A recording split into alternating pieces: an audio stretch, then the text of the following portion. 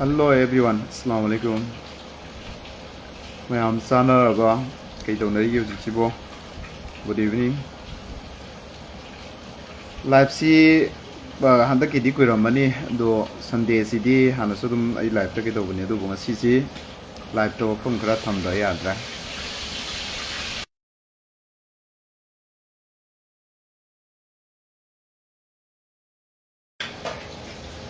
Maramdi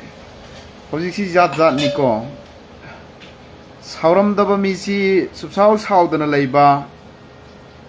karigumba ama bobo ngangjadana leiba mayam ama khoida tin season birasu hatpi rasu phubi rasu saibi rasu Eramdam da leminabani ko nongma gyan tajarakani ko na sum ekhoi sabar taw laiba pangan kunai asoibadi mayam leinagani aduga phatabasu leigani ado akhoi any communities amagi miyoy amana soire natraga akhoi dagi ke dawre akhoi ngasi fo hatpa tupa aduga mina sokadaba other community am da nungai roidaba khoi ampu tawde fazana awareness piraga fazana nungsina matung manau tawga no khot kanon fazana haijara thadok ki banga taneba hausi si men si matam si am lojeroi men si karino haibada Haomee Federation gi si bagi nakya yausalaba siramdai gi sahi es la yausalaba masigi han ikoi gi JaduMani harise masasi communal gi feeling siramdai baba dum ekoi gi dum communal gi wafam ji thamamaga afaba amtang hairam maroi virus kakta sando omagani haina JaduMani haji na ikoi gi Ningol Mawa da adu da asida na hairi JaduMani nangchiu, who are you? Nangna Manipur gi indigenous masakta ka doribra. Manipur gi nangna ekoi gi leibe Haomee singchi nangna divide and rule taw doribra. Manipur gi communities moji amaga ten kap nan ga doribra nangna. Nang kanano. Nang kari oirige ba. Number 1 da. Nang kari oirige nangi na thauji sublai leitra braba. Ai khoina social ngang baji na thau leitra brai aina ngang baji aina hau braba aina ngasi boba leibaki meitei silinau da natraga naga da natraga kuki da aina kari hau khrage ba Haomee Federation na hauri sumaina dagi kekel na hauri sumaina meitei lipun na hauri sumaina aina ngasi da ai gi meitei silinau gi sana mahi oisano Christian gi oisano ai ngasi bo post tor braba asida ngamkhai ngak bai na katu ga ran iraga I love adu asi ene koi I love Muhammad haibu ulta da mana sida karim nari basumena aina I love Mahadeva adu asi ana haira kibiya braba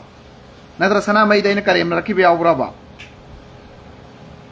asum bahari ba dharma khudima por respect or be koi social media thoga no ba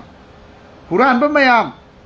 ngalai te pepa taw ba koi ki community sagat pa mi ki community amada koi indigenous people laiminari sida wakai thingai tawriba sida na koi ki noina salute taw dori braba ado ai wasu sum video da kari dangang isi gyan ta bre yang mani ta da su yauri ba ai thola kan wari da ai ngang isi da kari le ba kai da yauge ba natraga na kana gumba dharma magi si ta ki ba yaura ba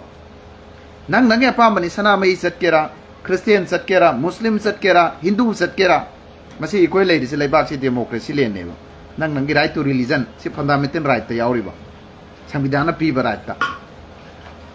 ado na khoi nai khoi si ngalak laite koi ki muslim jina kari tawrage ba pangal maitai pangal jina kari tawrage masida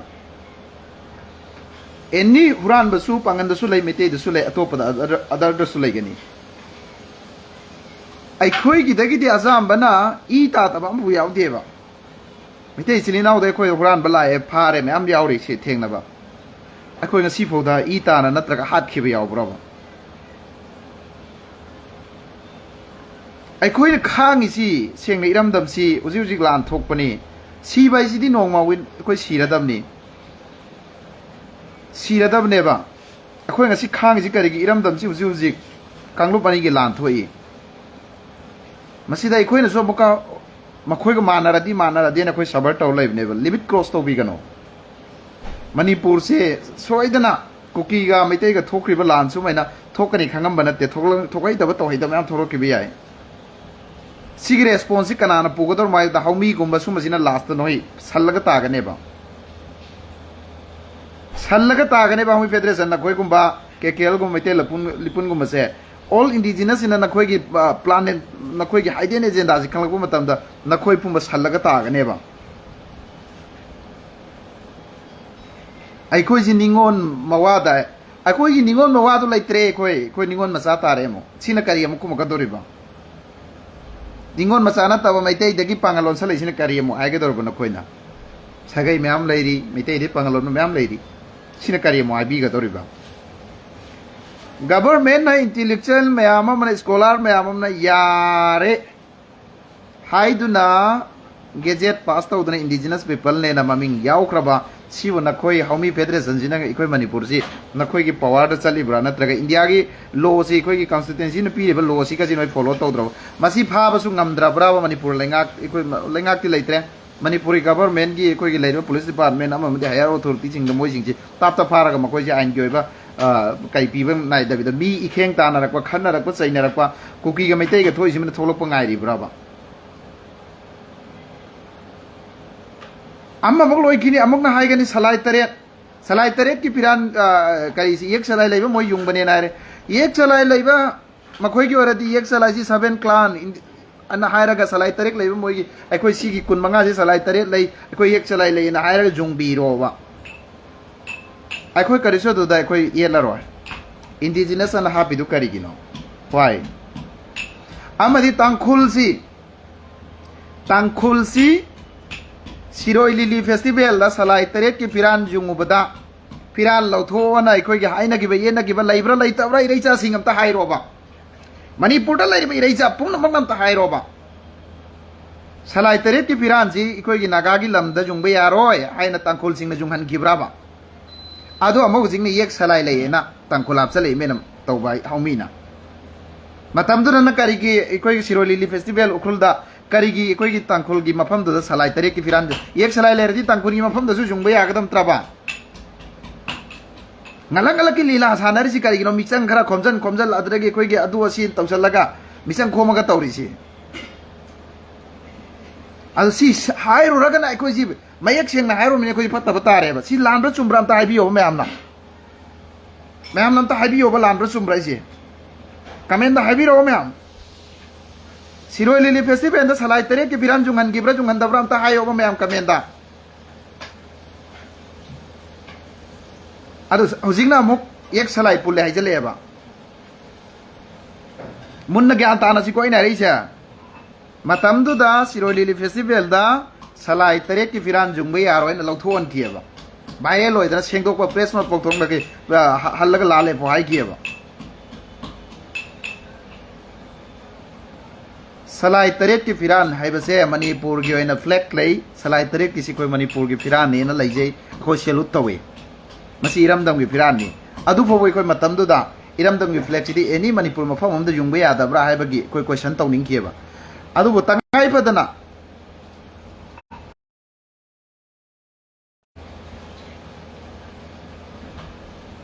padana aina haijaning badi matam du da thokkiba singsui koi research tawbisi yengsanji ado ngalak ki itihas ngalak ki history sajan bana lebak le payaroi lebak ta kangkhung saiba lebak ta santi propong amoy kuku hogano ba hanju phanaya moire JaduMani aina ngondo oza kauning dre nang respect to ya minate nang na samaj ki social ki khanba do oi bata di pithibhi de leiba mi pung kudima respect to goda mi jati kudima respect to goda mi aduga dharma any like lisim kenara jo nang as a leader mo era di nang respect to goda mi ina koina to sumaina adui matam da nang boy koina oza ko rakani nang boy koina salute to rakani na tabi da di nang oda respect to ya de nang di communal gi nang gi thamoi du da leiba ado ngalangala ki nang gi yana na ba amadagi khara ki do raga nang adum ai chat chaw mi ambani habsi ta phongna na ta eba ining daw khage ambagi matam dagi khoi si kangla da kaji loisang thami ji nang ai na pa na pu paningak te ba si dai di JaduMani nang matam dra thingaga nang adu di noi ke do ya draw kangla da kaji loisang muslim gi lei pangan gi lei ri si nang nari lei lo thou dana ning thau na thamam ba sa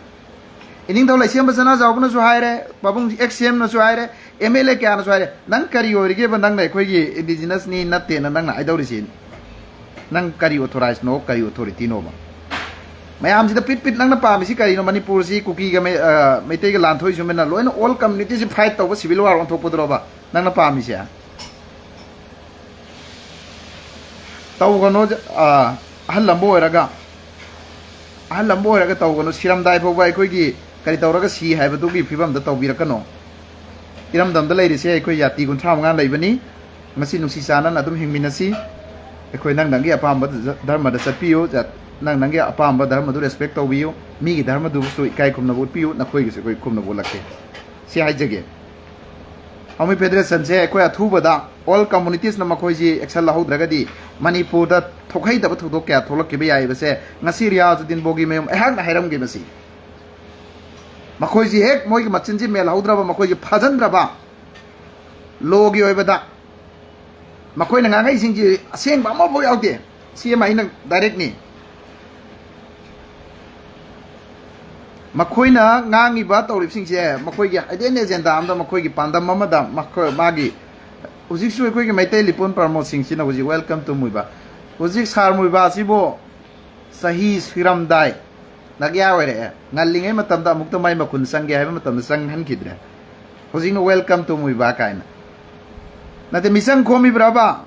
लानसि सुम पामी ब्राबा लानसि सुम पामी ब्राबा नागा इसलिए नाउ सपंग बनते नागा इसलिए नाउ सपंग बनते नखोई ने हेक्ता नखोई के लेमिनाबा खरा अखोई के दौरगा पुनसल लगे त यारोय नागा की ओइबे यूनिटी मैम लेरी कोई खंगी अदना पंगांग तंगांगनो पंगतौ तो तौगनो इरमदम द लेरी सिंगसिदा नखोई न उत चायरगा अखोई मणिपुर से नखोई ने तंगा का दौरमी हाउमी न मणिपुरी कनगे दौरमी काना नखोई करी लान चलोरबो नखोई हंदकी लान से कोई निंगोन मचा याव तुमे हाउमी की मी क्या यावरगे प्रेसिडेंट नंग यावरबो हंदकी लान से थोई दे कोई निंगोन मचा थोई दुमे नोई थोब्रबो हाउमी की मी क्या थोकरगे मी क्या सीखरगे क्या का थोकरगे हिस्ट्री जो मसा खंगन हिस्ट्री लान नेबा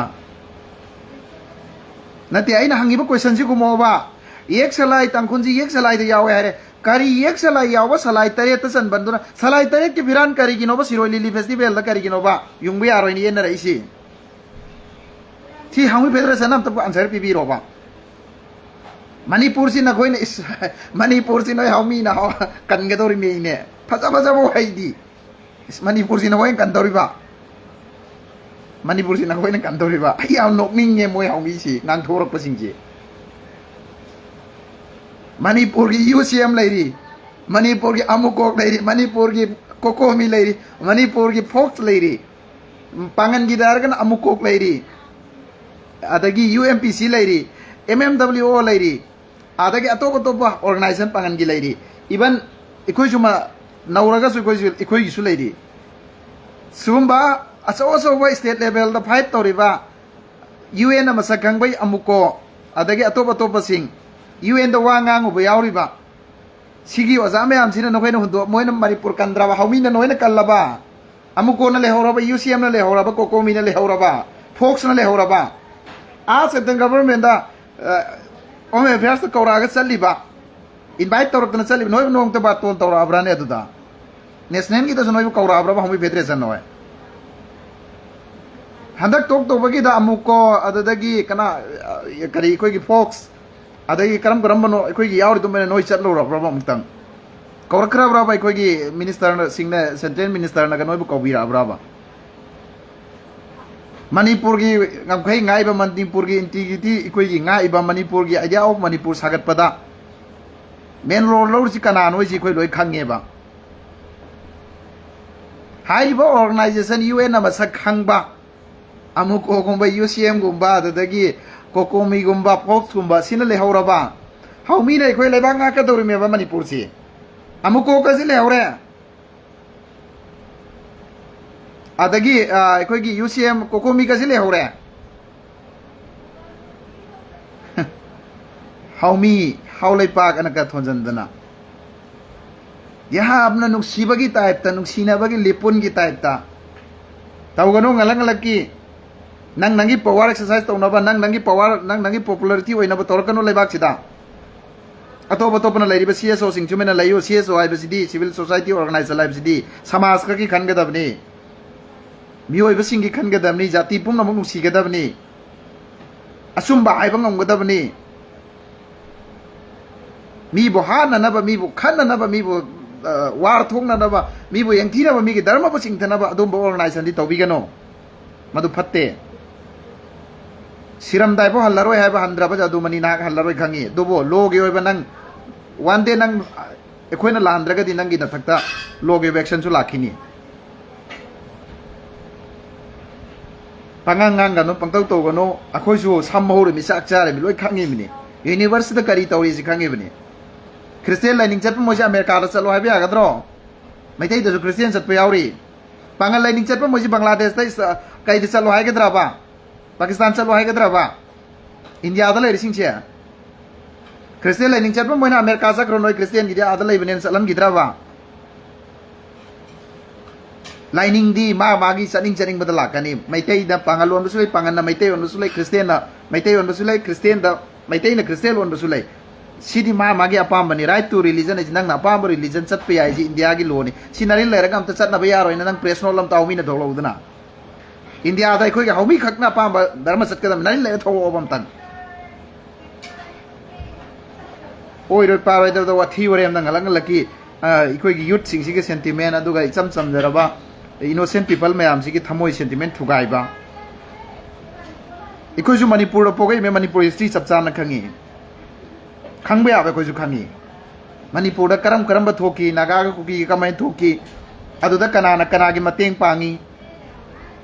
muiba ikoi ki sar muiba notice ti oina di yam halloi ra ba uncle ikoi de gi di mayam laikre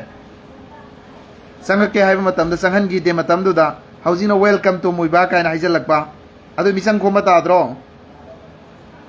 kuki ga lam si to buda du di back chat pa na tro du di ngamsu ngami mine kuki no ji free moment phang bro manipur gi majority guardian oriba manipur gi mapu oriba maitai silinau ji manipur na ningha tam mabra ba huji ningtam na chatpa ngam mabra ba tampak to sur na jalaga pangan lan jadam to sum kaka hori si kari ginoba ningkha tam na chatpa ngam mabra ba ikoi gi ningthau palami ba ningthau gi da aulat ikoi gi haiba tare ningthau gi masa masu oi horiba maitai silinau ji freedom ni manipur si ningkha tam na noi semai lan thokpa ngam mabra somda moirang de kokta da gi lan thaba ngam mabra more chatpa ngam mabra na khoi na mo isi kari gino haibni da pangan sida kari noi ki matung da dum inna ba lam tawro na khoi mateng chan ai thang ngawro na khoi mateng pangi ba pangan sida nalang lai te noi hauri ji ai khoi ji tum na haning abra na tragan na khoi ka pa laura gera ba manipur se namadra ba tu so second jo pharo sim jai bi ge taunari be irang sida ai khoi pangan ti kem taw ba ngamoy kuki ga mai te ga taunari sida ne ai khoi lei ba gi su khra phari mi noi sim kaw gano munna khandaraga natin jota raga wanga ngo ji lebak si amna kai gumam thok ka da balai rabni kham tharaga ngang min si mai te ho sunu pangal ho sunu comment da fight tong naga no fake account pai raga comment tor kanu nari le raga wanga ngo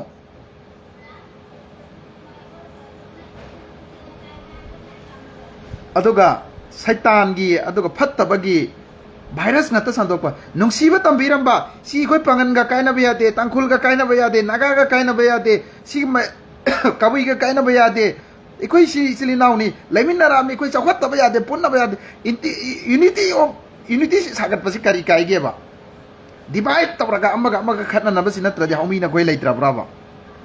ngasi da na chindu na mtang de hayo ba apun mana pangal ni manipur la ribe indigenous people khuding ma koi punsan ba mathau tai amana ama hunadra leiba mathau ta de akoi puna unity oigedam ni unity haiba sidagi hena pan kanba pangal leite adu de koi puna samina si haiba sikari gai game noi na sindri pan braba Ningol Mawa adu si kai nang na pi bro do nang khangau bro nang namit o bro nang khangau bro history ju khangoi nang na ha hero ga karamba lai puya da paune karamba puya masing kaya no adu noi loina paro nari lere kana kadra panglau ta law kono tv discussion ta roba na khoi na hor pai nei dis dare ji hai roga isu discussion lere kani discussion di aina tabo za me am lai ye khoi pangan ge maitai gi da sumai am CSO gi le nari le re Haomee na khallo ba TV discussion lam da phammo ba debate tawro ba kanjai bungdar kai dan tawun ra se ba ke loi gani mai Facebook ta ekhoi Wakai subra ba isu thogla ga noi Wakai hoboda madudi lali haibu gi ngang jabai wane ba aina ngasi da karam bai mop tawra khra ge mop ching natra karam ba aina phatta ba wakhal da aina hodor ki ba yaw ge ba nari le ra ekhoi gi sarkar gi law authority da haibi ro government da noi thajan biro government na tawbe are torok cheni adu da ekhoi ju thengna ra ge fight tawra ge lo ge ba da table talk ta tawna ra se ba sida social media da ekhoi gi Muhammad po adu ni Allah po adu ni Quran po adu ni na hairaga na khoi gi do haira din hoji napung nungai gadra ba tawga noi sili naw sing aina haijaning badi fazana lairiba state ki news sing sida confuse oira ga yena ra se ga na do debate tawra se ba asumarando aduna aina sengna haijaning badi sana basu yaroi da ba oi basu yaroi da ba wafam sing pusala aga Eramdam sida lairiba youth sing amadi Eramdam da lairiba indigenous Eramdam munungsi bagi sentiment makoi bo emotional makoi gi thamoi bo break tawgani thugai gani haibadi nakoi nongma wafam da tarakini nakoi na ngangi bado adagi sagak tan sigrasu yare khalak mi yawrakini ai Eramdam gi damak thawai dar su yare mata dilo sallama ge haiba mi yawrakine basi maramdi Manipur lai si jati amakak ta natte ba nari leiraga nakoi kuki len jindabad haina lauriba PCL na Manipur da maitai ga kuki lansi maitai na hobane na thoglaki bedo pangal masa natra wasali do adu lalena nakoi na Haomee Federation kari Manipur si Haomee Federation haulai pak na kangane na hairati kanbe yadra ba noi tawbe yadra ba kuki len jindabad maitai siri frizi ni barmade lakpane na mayang hamna iseme lan pip da riaz din bogi mena law do mena nangi Haomee Federation gi JaduMani where ta lege nanga do dakrai lege ba lebang lu sibe saga no akoi di pangal gi sungange do Eramdam gi heradi don't touch my step akoi step ta thola kano ai gi nganga badi maitai sile naw sungang ngi pangan da so ngangi phai hager phate hager chum du ngang gani but ai gi integrity ai gi state ta soklak pata ra gadi madudi state ki oina fight taw gani apun ban pangan ni adu dana troina kuki lel laite na fasana thai grito Manipur da kuki lel laite maitai jili fizi na te adu kana na hairi no Manipur da maitai jina mapuni moina hana ning thopal leram manina adu maina Haomee noina haiba kari kai ge ba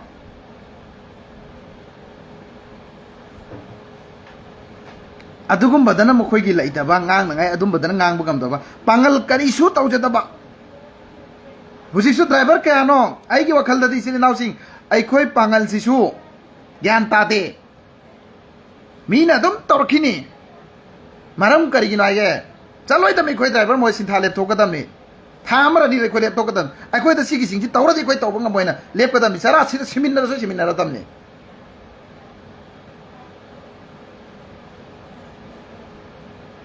aduna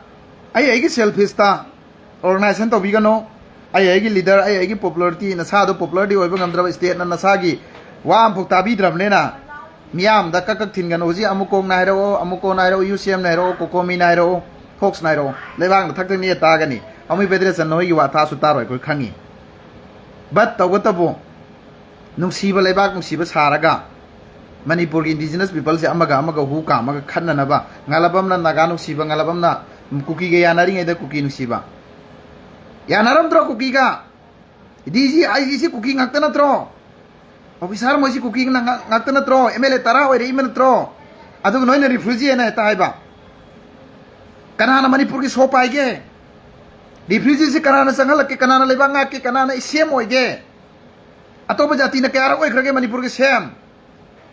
Manipur ke IS kana na Manipur ki chief secretary kana na oi khage law and authority si azam na kana na oi ke adu ga na khoina adu tawiga si tawiga na khoina ikai jatro maitai mut ki dawre haijala puguma adu so ai mamang da ai grab ne major community Manipur ki law and order na khoi gi na kuta lai riba na khoina so sang goina mok oi riba na khoina mut khani hairji ikai jadra haiba na khoi gi control da lai riba state नखोई की मखादा communities पुमनमक लेरिबा same जु नखोई नोरिबा home जु नखोई नोरिबा department खुदिंग म नखोई नोरिबा जाम अचौबा अदुगा अखोई मांगख्रनि मुतख्रनि सि जाति दुदि माय माय पामला चख्रि मे क्रिस्टियन लोली दुदि मैतै की जाति सि आई मैतै की धर्म सि पामक्त्रे क्रिस्टियन जुम्मे न मी चख्रिम नि दो अदु नोइ थिंगबो ngambodro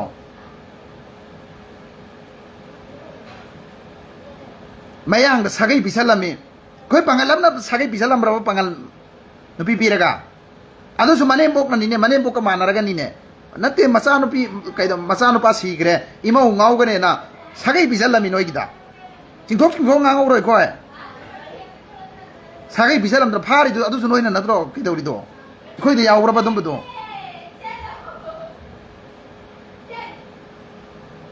tahu gonoi silinau sing Eramdam si mai jai bani mai achak ko mai dagi hai gano all communities tani nari singchi ngalam ngalap ki nang nangi power gi natraga nang celebrities oining bagi JaduMani ahal ore nang celebrities oiraga nang popular oi kai kan to no na chana su semo dangi sahi mata do nang president oi do advisor da maram chana leiraga aikhoi gumba yangam thado ga phajana thabuk to Eramdam gi apun ba sagat pada nang mahi phangoi draba siramdai pho dum nang miyam gi pap sap tawra nang siraga ari braba asum bam tang ngang drisi kari ginoba nang salai tariat an puthurai salai tariat to ai nang hair ba answer piyo ba okrul da salai tariat ke biran ju ngandrisi kari ginoba tangkul salai tariat ta salaga ngalak ngalak ki wangang na roi sebe koida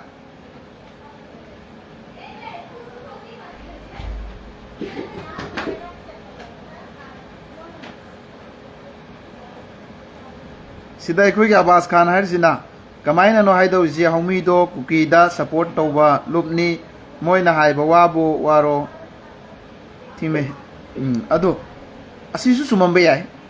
aina haiba natte si MD Abbas khalasin comment hairi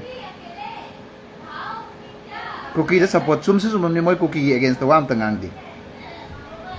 kuki len jinda ba haiba do noi karai da loi ruge ba noina Manipur maitai ji refugee ne haiba do aina natro ngang khrido nganak alakta hek wa ma hairo baga ibo aduni asini ming manadaba aigi pa ma ming juma nadaba adugum ba fake mayam do ingonda napsan birakani am thazan birakani nawa laude ingang ning bangangani noi phai kan gera pate kan gera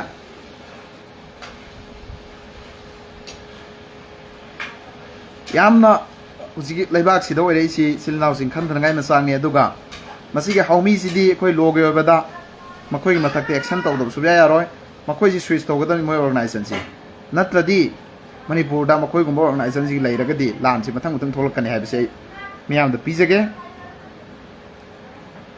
butta khara phajaba laipak nungsibagi mingda Manipur bu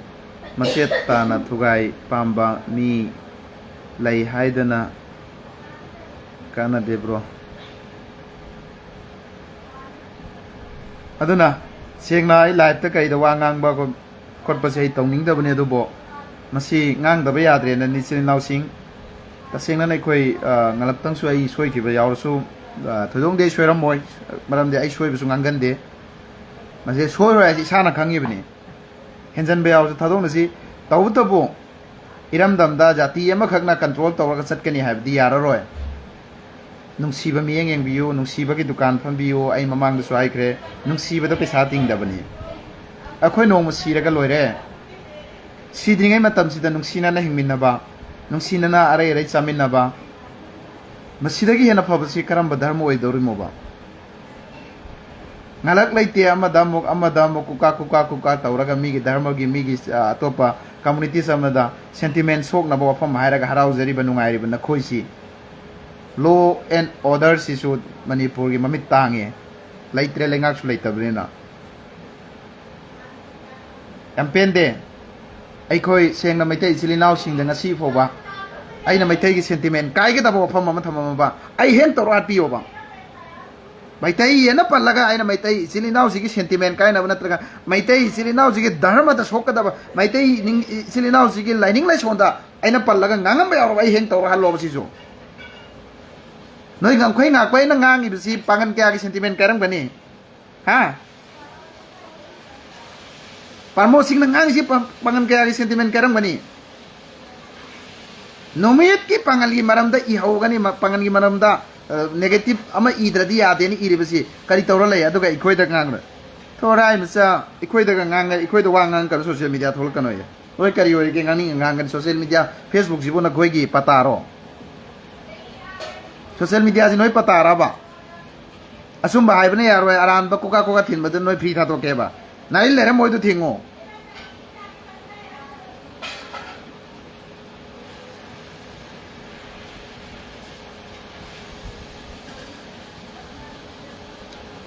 Kamenda,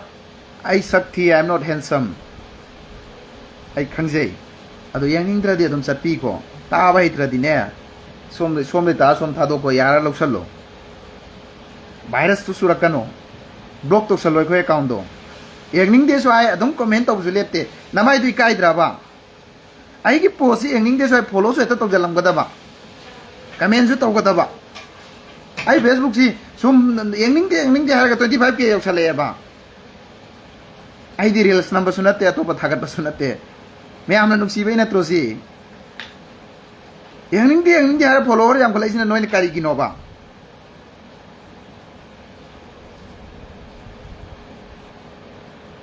Sarul Kaji Manipur puri bray Haomee na Manipur ngai hai bedi yara ai ni so hairo uro ekoi na Manipur ngak tor mi ne koi so hairo uro ba Haomee na Manipur kan dor mi haira mena ekoi so Manipur kan dor mi hairo uro ba bias din bogi mem no so Manipur kan dor mi na hairo uro ba si usan na ba ya bra ba Manipur do lai ba sia so tai jing ji am pho ba ekoi tumit kang do no u ba si bo ya bra ba UN na masakangaba national international da maming lera ba organization me ama mai khoi gi oja guru me am le sibo Haomee na haulai pak na kan dor me ni no punong ningi nei dia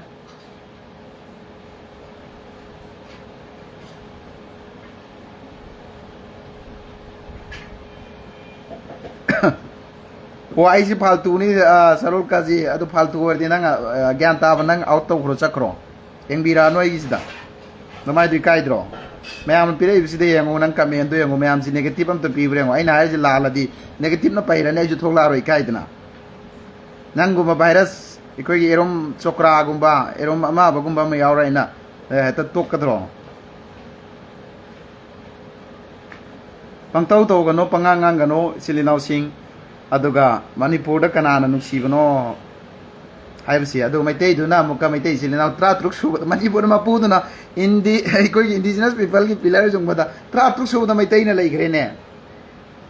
सोमदना कोई मैतै न कोई की मणिपुर की guardian नि मणिपुर की कोई की पाइपु की मणिपुर नि थौ पाला इमनी मपुनी ना हाइरी अदुगा 33 सुब लैग्रेने 33 सुब दनि मिदो यामना नुंगाइरी अब मणिपुर से कुमै बो पूरा मखलम नि मकोइन तौरिसी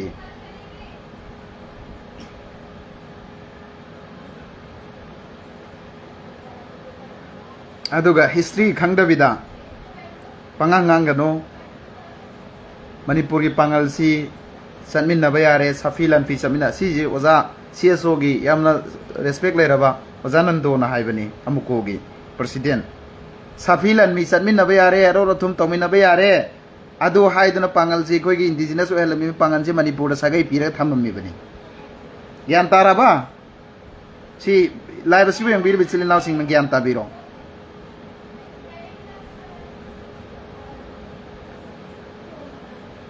अदुना अइना हाइजनिंगबदी तसेंगना मियामदा यासु यारोयदबा तना थानाबा यारोयदबा मालेमदा थियोबा पांगन गी लेंगोय सिकरम पमम द लोन गेबा मैतैगा पांगन गसी नागागी सुमरोन तोंगाली कुकी सुमरोन तोंगाली थाताउ गी तोंगाली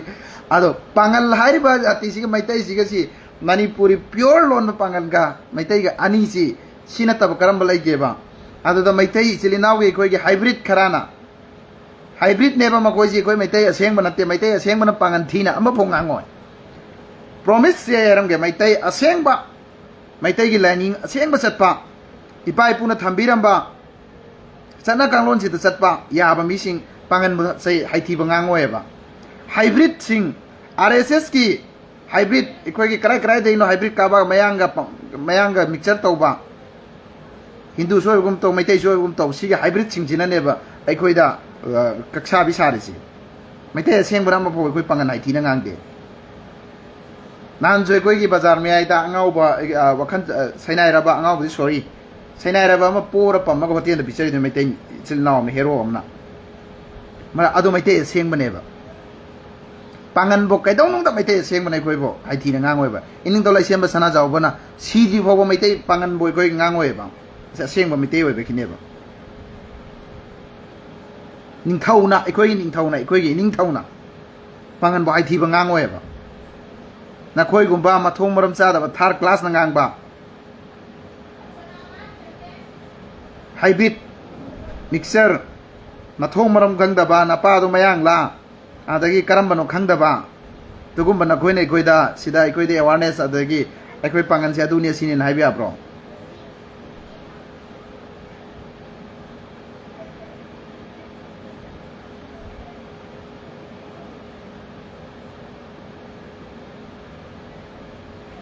Aduna,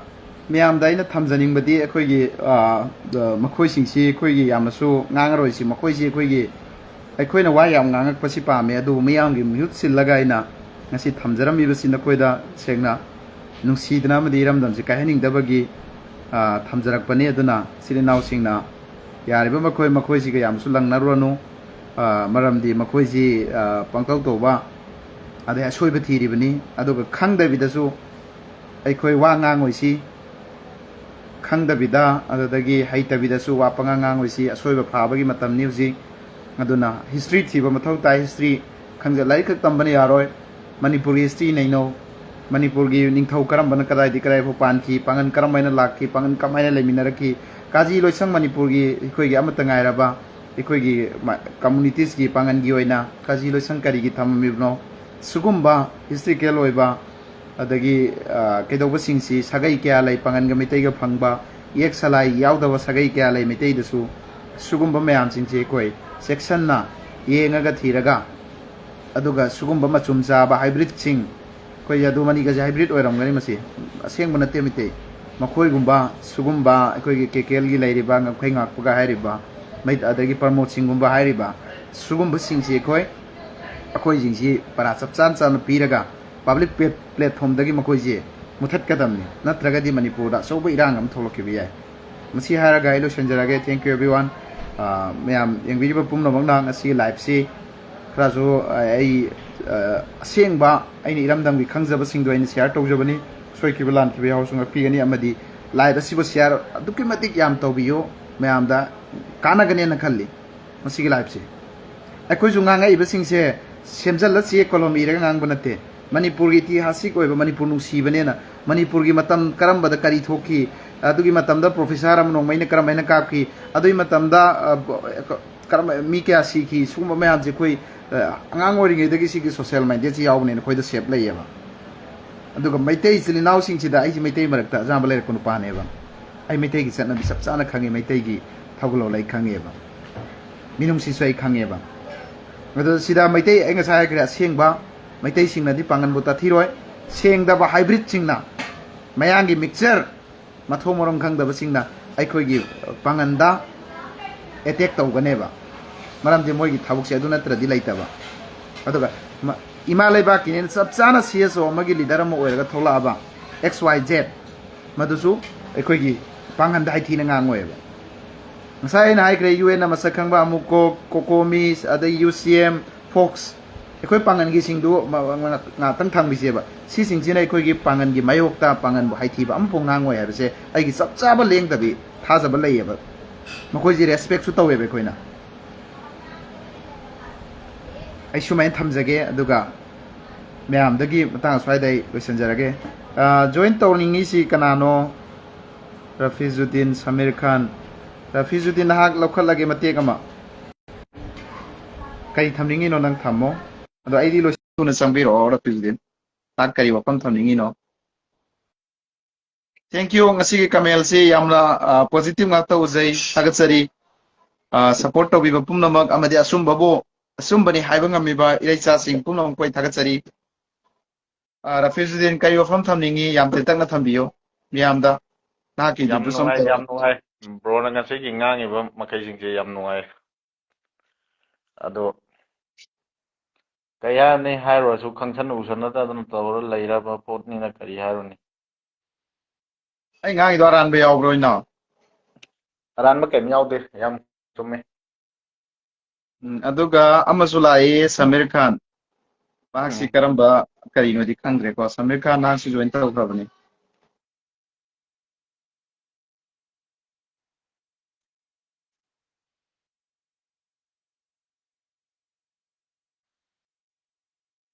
Samir Khan na sang be araba di sang biro.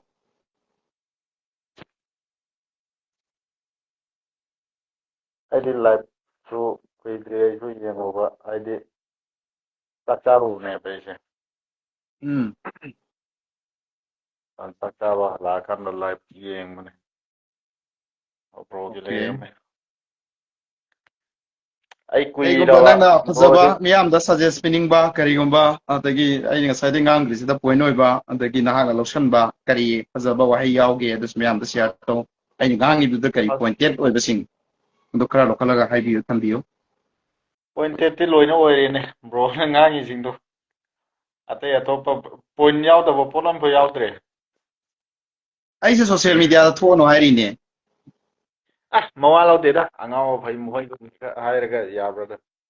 ai ngasi bawda aina dharma amagi laining laison natraga larik pallaga moigi holy book pallaga ngang ki baga ta grabaina Ngasi bawba laite. Aina kari status gino makhoi gi dadi ekhoi gi pangan gi pallaga ekhoi gi I love Mohammed kana haibadu da I love adu asi na ekhoi gi chahai da pot pallaga asida thadoi basingsi asidi kaim haide duga ekhoi na ngasi bawba jati amagi thina busungang de adu ekhoi da kari gino tainari se makhoi na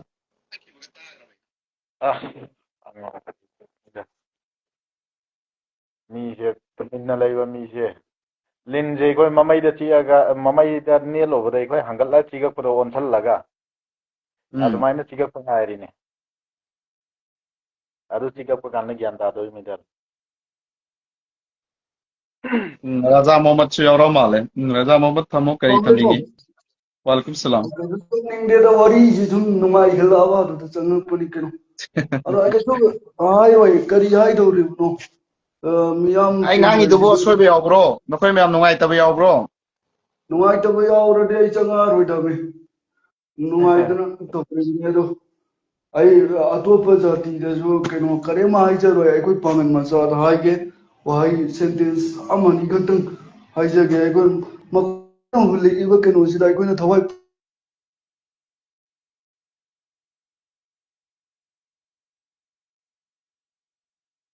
Raja Mohammed nangi du sieng kidre Tapra kero to he mai. Raja Mohammed tabra. nangi oh Tai tare tai tare tai. Mai mutkhiba adugini kano ai koi pangan ma sa housing che chumba sida onsan bi kano ai kano da so video da so dum hai rijini lanfa ne ai rak pa so ta mai huwa ama to bi so ama huwa ai koi gi chali sa ma class 9 10 tamba ngang ma lairik tak sha ai rak de ta ngam da ba ai so social media sida te ta professor sahaba adugi mahut history nai na biyo ba kangi history na kakadau bane ba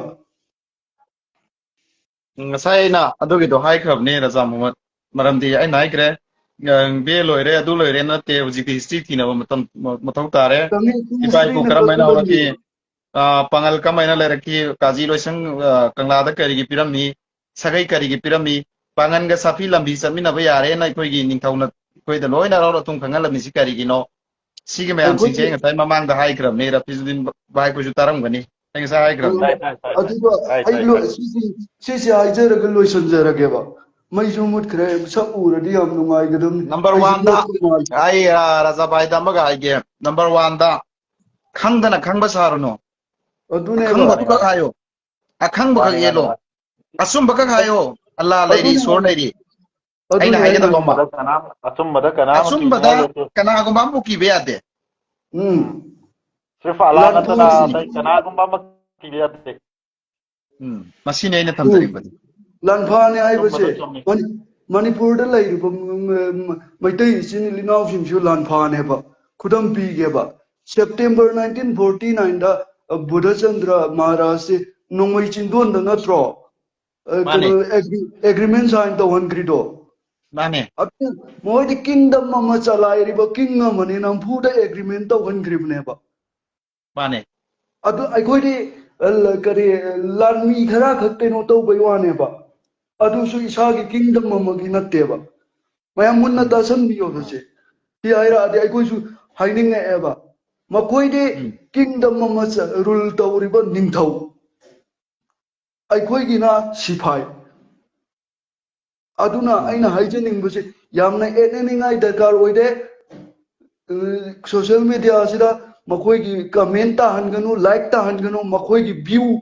khomba tarani se every Manipuri is a prisoner. Manipuri haujikti Manipuri da lairiba khuding makse Manipuri represent tawriba miyoi khuding makse loina lan phani history ne sakini si ajaraga loike. Thank you very much. Okay, okay, okay.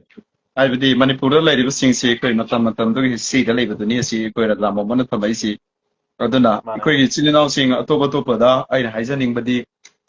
Makwegi Peso to Dona and Salurano, Madame de Makwesi Quigi, Carigumba.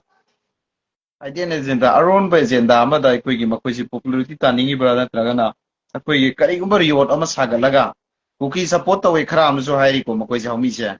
Cookie for support away, I was yauri. The Gisi Manung the Kay lady was Kang the Amlay, Kankani no one day. One day, Magi Manungi, may answer Tolakineva. Madam de Quigi, my take a cookie galant over the cookie, Quigi, cookie, Naharongi, so Wamana, so many agreement of key, Sisi Toki, and I'm a director. Unguraitana. Daik ni hari do mana press note or Gamiam among the social media. Ado my neck when she moishi so high. Ado aikoi Ado pangan Amada I macha gave Razava, I can omga I can omga I gave a Siro Lily Festival to what a salai teret, yung Firanjung bagi what home talk about talk about. Sino hayo screen sagini, Chumnayo. Talk about talk about. bodum gyan taramgan. Salai teret Firanjung bagi social media the waram talk hidraba.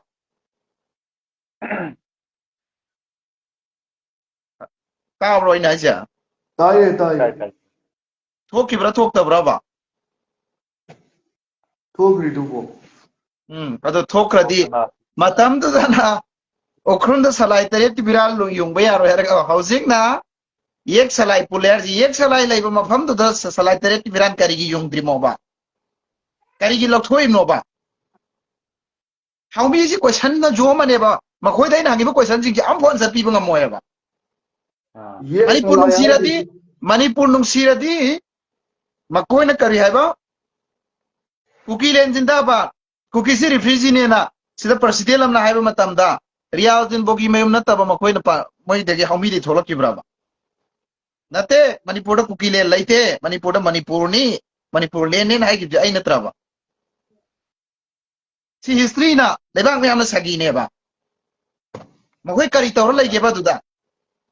Aiga, may tayo silina was lang na si kanakanago mo group pa. Pangan masyan to ay pangan mayama pangan to sulaw na ri. But Manipur giyo ay nangam kay giyo na lakpo dati amato ay minagadam neba. Sibo ko ay mamalay bang musiba ay Sibo ko ay mamalay bang musiba. Magi motherland to kita magta kaway tabang ang vibe si. Eh koy pangan ka kanagera pangan masyan kanagera may tayo kanagera. Imalay bang sige ta magta karigong ba krek amaladi. Maduday koy punale minagadam neba. Adubo ko ay mamalay bang musiba indigenous asing ba. Pure indigenous Irish aduneba. Adudana masado tumina laiba. Ado ka karisu lanjadraba. Wam chungang jadraba. Pangan minay wiriba. Haibadi koina nasida jen highway sida koina salaga ID potharo har mi driver moje. Ay koi moy ka karigumamdi masing ngalok lete hawdi saruk podina. Awa mo pamda. Khara tal hausan oibo aduna far. Mayum makai sa hausan. Aduna aina prince inform nang si local ni. Aduna silinaw singda aina gyan tahning badi number 1 da. Ako'y culture je ako'y pangan su laiba. Aduna unity have si darkar oy. Pangan gisu unity oy daba aduga prince inform sanga male. Life yang oy naw su sa dagi. Yang ado wafam kadang tham nang bai tare. ꯅꯌꯥꯝꯕꯗ ꯁꯥꯎꯅꯤꯡꯉꯤꯕ꯭ꯔꯣ ꯀꯅꯥꯗ ꯁꯥꯎꯅꯤꯡꯉꯤꯕꯅꯣ ꯑꯩꯅ ꯊꯝꯃꯤꯁꯤ ꯁꯣꯏꯔꯕ꯭ꯔꯥ ai bro da sounding bana te da atop bro di koi support ne kai di wano thank you koi federation pedek Haomee ra kano adu khong kha thamning ai chu tamo Federation of Haomee hariba mogi organization se moi organization ani hom sina indigenous ki haidi moi na pairabra sineba government gi thakpa moi na pairabra adu gamana manipur da musalman singna laisi ningon mawa oinaba lakhibra haiba question se haibadi Federation of pedek Haomee da aina hangning bai tar right question si question se si katang gi answer pibi rak pata gadi pedek Haomee na aina yam ngai jane khanjai maitai panganna manipur da khundaraga lairakli basi kanana lehankhige amasong maitai nupi lauraga ikoi taron hajik leire adu laibasida makoina aikoi si ningon mawan indigenous oiba yabi harisi indigenous ki art si moi khangabra natraga kari karamba agenda dana moina ngange basa yamayam jingdo haibado phadana thamaninge moi gi bisu masi inaugiduda amaga hatsange Manipur natte Malem sidane lamgi mapum pho leramde mai me angam bani munnaramisi matamdu daso aikhogi pangan singna lan pangbala krisu maitai silinau si lan ngamdadana mayam lei kristi sangre adu da koi pangan singna lan pangaga lan lepaga koi ngamaga lepminarakpani matamdu da lamji ai gini si gini na laina banate example ne narisi Hojik Malem sida Jew saiba kangu sigi Malem da lam insiam laite ba Jew saiba sigi Israel kangu se Palestine da lai sini mullaga ngammaga ko matam da lai nara misidi mai mage angam ba khudum chansan ba angam question na biduni adu da lemin narak pasi koi Manipur sida pangal maitai ahan bada number 2 da pangan sini lam theng na bada lan da su sibagi masing mem yauri theng na rai si adu da ningthauna lau singu ba amadi pangan loin pusalak pani Manipur da agriculture ki lamda amadi technology ki lamda moidi pangan sing di hana hairaga lamne na chakhat parom de lamne na adu ki da penbi dana pangan sing ji da sagai piraga ningon lanpha da ningon pi bauna bro hui gi wari ne bado hui anga hui wari ne ba lanpha da ningon pi go ningon pi basibo ichan se pi basibo afaba nungai gi da khala piri metro adu matam da pangan lipai po sing do best of the best mi Pare boy di lausing kya si pare Manipur da lari chawkhala ne chawkhali me Manipur da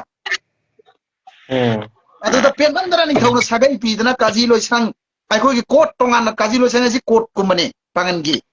wayen bichar to pamni kangla da lari si asi pi dana karam banya ti gi laige kangla da wayen bichar to pam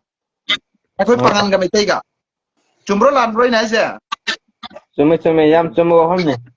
hisi khanga roi da bai ta makoina namdana pangang tangang ne habdu de adom mo laute siara ga thamjage ai kanam ta oja ai kanam ta je ko ngasai ki akoi pangan ji ningon mawane indigenous treat tawba yade phare yare adu de mai dai istil naw sing jina lawri bu nupi se Burma nupi ro Burma nupi ro ba hangba yaba wahang ne madu bro natraga Bangladesh nupi ro mane ai se ai yo iramdre ra isa yam lai bane ai se ai yo iramdre adu film da man ta ru ai na ai ga da pangan ja sing na ai ri ba koi du ki Facebook page ta changjal laga comment ta han gano like to gano adum hoi di Facebook panaraga adu ki revenue ka ba ngai ri fresh bang ngam banate adu na khango ngasi ai na ai ga atu ne every Manipuri is a prisoner Manipuri jing si loina lan phang haktani ima nangi na ya si undong chau grade na sabi na mama da nok na yido adu ni to ado amaga ngasagi point amaga haige aikhugi maitai asengba pure ening tho lai semba sana jawbugumba pure oiba lairi khoigi da sigi maitai asengba sina pangan bo haithiba amta ngangoi hybrid oiba mixture oiba maitai sing sina ninganga dawje moi khujok kharana sem junoi ka bi gano sigi praman lai proof lai ai loi pige engon da loi lai ba dugi everything hai tare ꯑꯩꯈꯣꯏꯒꯤ promote ꯁꯤꯡꯒꯨꯝꯕ ꯃꯥꯁꯦ ꯀꯁꯥꯔ ꯁ꯭ꯋꯥꯏꯗꯩ ꯍꯧꯔꯛꯄ ꯑꯣꯏꯔ ꯃꯥꯜꯂꯦ ꯍꯧꯔꯛꯄꯁꯨ ꯃꯥꯁꯦ ꯁꯨꯝꯕ ꯑꯗꯨꯗꯒꯤ ꯑꯇꯣꯞ ꯑꯇꯣꯞꯄ ꯆꯨꯝꯃꯦ ꯈꯔ ꯆꯨꯝꯃꯦ ꯂꯩꯔꯤ ꯑꯗꯨꯅ ꯃꯈꯣꯏꯁꯤꯡꯁꯤꯅ ꯑꯩꯈꯣꯏꯒꯤ ꯀꯩꯗꯧꯕꯅꯦꯕ ꯑꯗꯨꯅ ꯃꯈꯣꯏꯒꯤ ꯋꯥꯁꯨ ꯌꯥꯝꯅ ꯏꯟꯇꯦꯟꯁꯟ ꯂꯧꯁꯜꯂꯣꯏꯁꯤ ꯑꯗꯨ ꯇꯧꯕꯇꯕꯨ ꯁꯣꯁꯤꯌꯦꯜꯒꯤ ꯄ꯭ꯂꯦꯠꯐꯣꯝꯗ ꯉꯥꯡꯉꯗꯤ ꯅꯣꯏ ꯉꯥꯡꯉꯗꯤ ꯑꯩꯈꯣꯏꯁꯨ ꯑꯦꯖꯦ ꯄꯥꯡꯒꯜ ꯑꯃ ꯑꯣꯏꯅ ꯏꯟꯗꯤꯖꯤꯅꯁ ꯑꯃ ꯑꯣꯏꯅ ꯂꯦꯝ ꯊꯥꯔꯛꯑꯣꯏ ꯑꯩꯒꯤ ꯑꯣꯏꯅ ꯁꯤꯃ ꯍꯥꯏꯖꯒꯦ ꯑꯗꯨꯒ ꯃꯥꯅꯤ ꯅꯈꯣꯏꯅ ꯃꯥꯅꯤ ꯁꯥꯏꯂꯦꯟ ꯂꯩꯔꯕ ꯑꯣꯐꯤꯁꯤꯌꯦꯜ ꯋꯥꯛꯇ ꯇꯧꯁꯦ ꯍꯥꯏꯔꯒꯅ ꯀꯣꯔꯠꯇ ꯆꯦꯊꯕꯤꯌꯨ ꯀꯣꯔꯠꯀꯤ ꯑꯣꯏꯕꯗ ꯃꯌꯥꯝꯗ ꯏꯟꯇꯦꯟꯁꯟ ꯃꯌꯥꯝꯗ ꯏꯁꯨ ꯁꯥꯒꯠꯄꯤꯔꯛꯀꯅꯣ ꯅꯈꯣꯏꯅ ꯉꯥꯡꯉꯛꯄ ꯌꯥꯏ ꯑꯩꯅ ꯉꯥꯡꯕꯅꯤ ꯅꯈꯣꯏꯅ ꯇꯦꯕꯤ ꯗꯤꯁꯀꯁꯟ ꯍꯥꯏꯔꯤ ꯗꯤꯁꯀꯁꯟꯗꯨ ꯅꯈꯣꯏꯅ ꯍꯥꯟꯅ ꯄꯥꯡꯊꯣꯔꯛꯑꯣꯕ ꯅꯈꯣꯏꯅ ꯑꯗꯨꯒꯤ ꯄꯤꯂꯔ ꯌꯨꯡꯉꯝꯗꯥꯏꯗ ꯗꯤꯁꯀꯁꯟ ꯑꯃ ꯇꯧꯕꯤꯔꯝꯃꯣꯕ ꯍꯥꯎꯃꯤ ꯐꯦꯗꯔꯦꯁꯟ ꯅꯈꯣꯏꯅ ꯗꯤꯁꯀꯁꯟ ꯍꯥꯟꯅ ꯈꯟꯅꯔꯛꯑꯣꯕ ꯑꯩꯈꯣꯏ ꯋꯥ ꯂꯣꯜꯂꯔꯣꯏꯕ ꯑꯩꯈꯣꯏꯗ ꯍꯦꯟꯅ ꯁꯦꯅꯤꯌꯔ ꯑꯣꯏꯕ ꯃꯌꯥꯝ ꯂꯩꯔꯤꯕ ꯖꯪ ꯂꯥꯎꯕ ꯑꯩꯈꯣꯏꯒꯤ ꯑꯣꯖꯥ ꯖꯂꯥꯟ ꯈꯣꯏ ꯂꯩꯔꯤ ꯑꯗꯒꯤ ꯏꯌꯥꯝꯕ ꯔꯍꯤꯁ ꯈꯣꯏ ꯂꯩꯔꯤ ꯑꯗꯒꯤ ꯑꯩꯈꯣꯏꯒꯤ ꯑꯣꯖꯥ ꯑꯔꯥꯐꯠ ꯈꯣꯏ ꯂꯩꯔꯤ ꯑꯗꯒꯤ ꯑꯩꯈꯣꯏ ꯕꯣꯕꯣꯏ ꯀꯩꯔꯨꯃꯤ ꯃꯌꯥꯝ ꯂꯩ ꯑꯐꯥꯎ ꯑꯐꯥꯎꯕ ꯑꯩꯈꯣꯏꯒꯤꯁꯨ ꯂꯩꯔꯤ CSOꯗ ꯑꯩꯈꯣꯏ ꯊꯣꯛꯂꯛꯑꯣꯏꯕ ꯑꯗꯨꯋꯥꯏ ꯃꯇꯥꯡꯗ ꯅꯣꯏ ꯑꯗꯨꯗ ꯆꯠꯄꯤꯔꯒ ꯃꯈꯣꯏꯁꯤꯡꯗꯨ ꯏꯟꯚꯥꯏꯠ ꯇꯧꯔꯒ ꯈꯟꯅꯧ ꯅꯩꯅꯧꯕ ꯑꯗꯨꯗꯤ ꯅꯠꯇꯅ ꯁꯤꯗ ꯑꯐꯥꯎꯕ ꯁꯥꯗꯅ ꯐꯦꯁꯕꯨꯛꯁꯤꯗ ꯃꯥꯒꯤ ꯑꯗꯨꯒ ꯁꯤꯒꯅꯤꯅ ꯑꯗꯒꯤ ꯅꯤꯡꯉꯣꯜ ꯃꯋꯥꯅ ꯏꯟꯗꯤꯖꯤꯅꯁ ꯑꯣꯏ ꯑꯗꯨ ꯑꯣꯏ ꯑꯉꯥꯎꯕꯅꯦ ꯑꯁꯤꯒꯤ ꯖꯥꯗꯨꯃꯅꯤꯁꯦ ꯑꯉꯥꯎꯕ ꯁꯤꯔꯝꯗꯥꯏꯗ ꯃꯁꯤ ꯑꯩꯈꯣꯏꯒꯤ ꯃꯍꯤꯛ ꯚꯥꯏꯔꯁꯅ ꯌꯣꯝꯃ ꯁꯤꯔꯒꯦ ꯄꯥꯞꯅ ꯌꯣꯝꯃ ꯁꯤꯔꯒꯦ ꯍꯥꯏꯔꯤꯅꯦ ꯑꯗꯨꯗ ꯃꯥꯒꯤ ꯋꯥꯔꯤꯁꯤ ꯌꯥꯝ ꯑꯩꯈꯣꯏꯁꯨ ꯑꯍꯟꯁꯤꯡꯅ ꯂꯤꯔꯦ ꯑꯣ ꯁꯤꯗ ꯃꯐꯝ ꯇꯧꯗꯅ ꯌꯥꯔꯦ ꯀꯩꯅꯣ ꯆꯦꯞꯇꯔꯁꯤ ꯇꯧꯕꯅꯤ ꯀ꯭ꯂꯣꯖ ꯇꯧꯁꯜꯂꯁꯤ ꯃꯁꯤꯒꯤ ꯂꯥꯟꯅ ꯑꯐꯕ ꯑꯣꯏꯍꯜꯂꯁꯅꯨ ꯑꯩꯈꯣꯏ ꯃꯔꯝꯗꯤ ꯃꯥꯅꯦ ꯃꯥꯅꯦ ꯅꯨꯡꯉꯥꯏꯇꯕꯒꯤꯅꯤ ꯉꯂꯞ ꯂꯩꯇꯦ ꯁꯨꯝ ꯀꯨꯀꯥ ꯇꯧꯕꯗꯨꯁꯨ ꯅꯨꯡꯉꯥꯏꯇꯦ ꯑꯗꯨꯒ ꯁꯤꯗ ꯂꯩꯔꯤꯕ ꯑꯉꯥꯡ ꯃꯌꯥꯝꯁꯤ ꯊꯤꯡꯕ ꯉꯝꯃꯣꯏ ꯔꯥꯖꯥ ꯚꯥꯏ ꯅꯪꯅ ꯊꯤꯡꯕ ꯉꯝꯃꯣꯏ ꯑꯗꯒꯤ ꯑꯩꯈꯣꯏꯒꯤ ꯃꯥꯅꯦ ꯄ꯭ꯔꯤꯟꯁ ꯏꯟꯐꯝꯅ ꯊꯤꯡꯕ ꯉꯝꯃꯣꯏ ꯔꯐꯤꯖꯗꯤꯅ ꯊꯤꯡꯕ ꯃꯥꯅꯦ ꯉꯝꯃꯣꯏ ꯃꯁꯤ ꯃꯌꯥꯝꯁꯤꯗ ꯉꯝꯃꯣꯏ ꯃꯈꯣꯏꯒꯤ ꯊꯃꯣꯏ ꯊꯦꯡꯅꯔꯁꯨ ꯄꯦꯜꯍꯟꯕ ꯉꯝꯃꯣꯏ ꯑꯃꯁꯨ ꯗꯔꯀꯥꯔ ꯑꯣꯏ ꯑꯦꯖ ꯑꯦ ꯁꯣꯁꯤꯌꯦꯜ ꯃꯥꯅꯦ ꯑꯦꯛꯇꯤꯚꯤꯁ ꯑꯃ ꯑꯣꯏꯅ ꯑꯩꯅ ꯂꯩꯕꯅꯤꯅ ꯅꯈꯣꯏ ꯃꯌꯥꯝꯁꯤꯒꯤ ꯊꯃꯣꯏ ꯄꯦꯜꯍꯟꯗꯕꯁꯨ ꯌꯥꯗꯦꯕ ꯃꯔꯝꯗꯤ ꯑꯗꯨꯅ ꯃꯥꯅꯦ ꯑꯁꯣꯝꯒꯤꯁꯤꯗ ꯍꯨꯟꯅꯔꯒ ꯈꯟꯅꯔꯛꯑꯒꯗꯤ ꯄ꯭ꯔꯣꯕ꯭ꯂꯦꯝ ꯑꯃ ꯊꯣꯛꯀꯗꯧꯔꯤꯃꯦꯕ ꯑꯩꯅ ꯃꯥꯅꯦ ꯉꯥꯡꯉꯒ ꯑꯦꯐꯦꯛ ꯃꯌꯥꯝꯁꯤꯒꯤ ꯊꯃꯣꯏ ꯑꯆꯨꯝꯕꯗꯨ ꯉꯥꯡꯉꯒ ꯃꯁꯤꯅ ꯁꯤꯅꯤ ꯁꯤ ꯑꯣꯏꯔꯛꯄ ꯌꯥꯏ ꯍꯥꯏꯕꯗꯨ ꯍꯥꯏꯕꯤꯕꯁꯤꯅ ꯃꯌꯥꯝꯗꯁꯨ ꯄꯦꯟꯖꯔꯤꯕꯅꯦꯕ ꯑꯗꯨꯅ ꯃꯥꯅꯦ ꯃꯥꯅꯦ ꯑꯩꯅ ꯍꯥꯏꯅꯤꯡꯉꯤꯁꯤꯗꯤ ꯃꯈꯣꯏꯁꯤꯗ ꯑꯣꯟꯁꯜꯂꯒ ꯁꯨꯝ ꯏꯟꯅꯈ꯭ꯔꯒꯗꯤ ꯕꯦꯔꯥ ꯑꯃ ꯂꯩꯌꯦꯕ ꯃꯁꯤꯗ ꯑꯩꯈꯣꯏꯒꯤ ꯉꯥꯡꯅꯤꯡ ꯉꯥꯡꯁꯪꯅꯅ ꯂꯩꯊꯣꯛꯄꯁꯨ ꯌꯥꯗꯦꯕ ꯑꯦꯁ ꯑꯦ CSOꯒꯤ ꯌꯥꯗꯦ ꯂꯤꯗꯔ ꯌꯥꯗꯦ ꯑꯃ ꯑꯣꯏꯅ CSOꯒꯤ ꯁꯣꯁꯤꯌꯦꯜ ꯑꯦꯛꯇꯤꯚꯤꯁ ꯑꯃ ꯑꯣꯏꯅ ꯂꯩꯊꯣꯛꯑꯒ ꯂꯩꯕ ꯌꯥꯗꯦꯕ ꯑꯗꯨ ꯅꯝꯁꯤꯟꯈꯤꯕꯁꯨ ꯌꯥꯔꯣꯏꯕ ꯃꯇꯝꯗꯨꯗ ꯍꯌꯦꯡ ꯍꯥꯏꯔꯛꯀꯅꯦꯕ ꯑꯩꯈꯣꯏꯅ ꯁꯤꯗ ꯍꯥꯏꯈꯤꯕꯗ ꯅꯣꯏ ꯇꯥꯍꯧꯗ꯭ꯔꯥ ꯍꯥꯏꯔꯛꯀꯅꯦꯕ ꯃꯥꯅꯦ ꯃꯥꯅꯦ ꯃꯈꯣꯏꯗꯤ ꯋꯥꯀꯥꯏ ꯍꯧꯔꯒꯦꯅ ꯍꯧꯔꯛꯄꯅꯤꯅ ꯆꯞ ꯆꯥꯅ ꯑꯩꯈꯣꯏꯅ ꯄꯥꯎꯈꯨꯝ ꯑꯃꯅ XYZ ꯑꯃꯅ ꯄꯤꯍꯧꯔꯒꯗꯤ ꯃꯈꯣꯏꯁꯨ ꯑꯩꯈꯣꯏ ꯃꯇꯝꯗꯨꯗ ꯅꯪꯒꯤ ꯄꯥꯎꯈꯨꯝꯗꯨ ꯁꯤ ꯄꯤꯈꯤ ꯅꯪ ꯀꯔꯤ ꯈꯨꯝꯕ ꯉꯝꯕꯅꯣ ꯍꯥꯏꯕꯁꯤ ꯁꯤꯒꯤ ꯑꯩꯈꯣꯏꯅ ꯑꯃꯁꯨ ꯂꯩ ꯐꯔꯦ ꯈꯟꯅꯈ꯭ꯔꯤꯕ ꯄꯨꯝꯅꯃꯛ ꯏꯔꯝꯗꯝꯕ ꯅꯨꯡꯁꯤꯕꯒꯤꯅꯤ ꯑꯃꯗꯤ ꯏꯃꯥ ꯂꯩꯕꯥꯛꯅ ꯌꯥꯏꯐꯔꯦ ꯑꯃꯗꯤ ꯏꯔꯝꯗꯝꯁꯤ ꯁꯥꯟꯇꯤ ꯍꯟꯖꯤꯜꯂꯛꯄ ꯑꯣꯏꯁꯅꯨ ꯑꯩꯈꯣꯏ ꯃꯩꯇꯩꯒ ꯄꯥꯉꯜꯒ ꯀꯩꯗꯧꯅꯨꯡꯗ ꯇꯠꯅ ꯊꯥꯅꯕ ꯌꯥꯔꯣꯏ ꯑꯃꯗꯤ ꯂꯩꯔꯤꯕ ꯏꯟꯗꯤꯖꯤꯅꯁ ꯄꯤꯄꯜ ꯑꯩꯈꯣꯏꯒꯤ 35-35ꯁꯦ ꯃꯁꯤ ꯂꯣꯏꯅꯃꯛ ꯑꯩ ꯅꯨꯡꯁꯤ ꯖꯥꯇꯤ ꯈꯨꯗꯤꯡꯃꯛ ꯔꯦꯁꯄꯦꯛ ꯇꯧꯏ ꯅꯈꯣꯏꯁꯨ ꯇꯧꯒꯗꯕꯅꯤ ꯑꯩꯈꯣꯏꯅꯁꯨ ꯇꯧꯒꯗꯕꯅꯤ ꯅꯨꯡꯁꯤ ꯆꯥꯟꯅꯅ ꯍꯤꯡꯃꯤꯟꯅꯔꯤꯉꯩ ꯃꯇꯝꯁꯤꯗ ꯑꯩꯈꯣꯏ ꯑꯃꯅ ꯑꯃꯕꯨ ꯍꯦꯜꯞ ꯇꯧꯅꯔꯒ ꯃꯇꯦꯡ ꯄꯥꯡꯅꯔꯒ ꯂꯩꯃꯤꯟꯅꯕꯁꯤꯗꯒꯤ ꯍꯦꯟꯅ ꯐꯕ ꯂꯩꯇꯦ ꯍꯥꯏꯕꯁꯤ ꯊꯝꯃꯒ ꯉꯁꯤꯒꯤꯗꯤ ꯂꯥꯏꯐꯁꯤ ꯁ꯭ꯋꯥꯏꯗ ꯂꯣꯏꯁꯤꯜꯂꯁꯤ ꯊꯦꯡꯛ ꯌꯨ ꯊꯦꯡꯛ ꯌꯨ ꯂꯣꯏꯁꯤꯜꯂꯁꯤ